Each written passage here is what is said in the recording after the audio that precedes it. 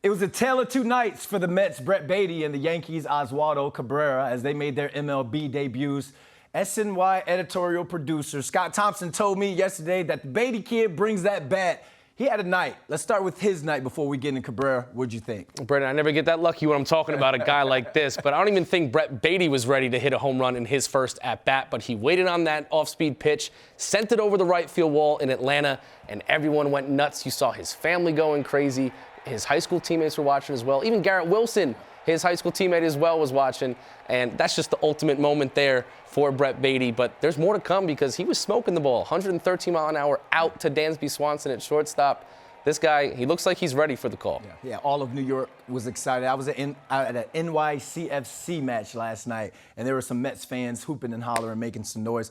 But it wasn't the same night or the same successful night for Cabrera.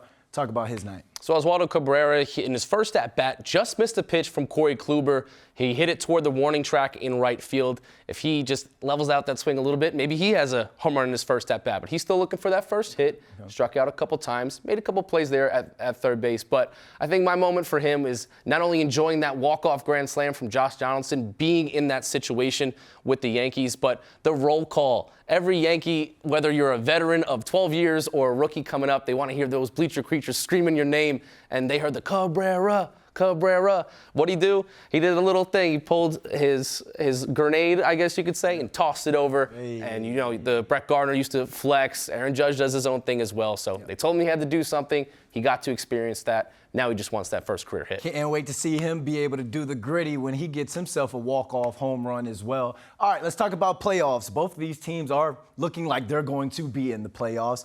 Baty, Cabrera, if they are still on the roster, what do you expect from them in the playoffs? Well, I think we got to talk about Brett Baty. If he's going to come up and start hitting home runs and hitting the ball hard, he might make it hard for the Mets to send him back down. We talked about Luis Guillorme yesterday. We talked about Eduardo Escobar and how they're going to come back, and they're probably going to be those guys at third base.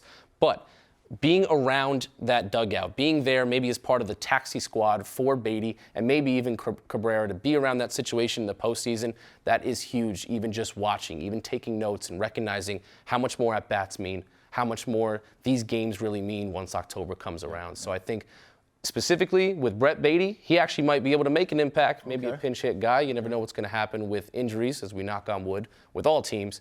But maybe we'll see what happens with these guys. But I think just being in that dugout specifically, drinking in that moment in October, feeling those lights with that fall crisp air, there's nothing like it in baseball. Yeah, and both those guys are going to take care of business in August and September to prep you for October because, like we said, the Yankees and the Mets are looking like they're definitely going to be shoo-ins for the playoffs. Scott Thompson, Brandon London, thanks for watching.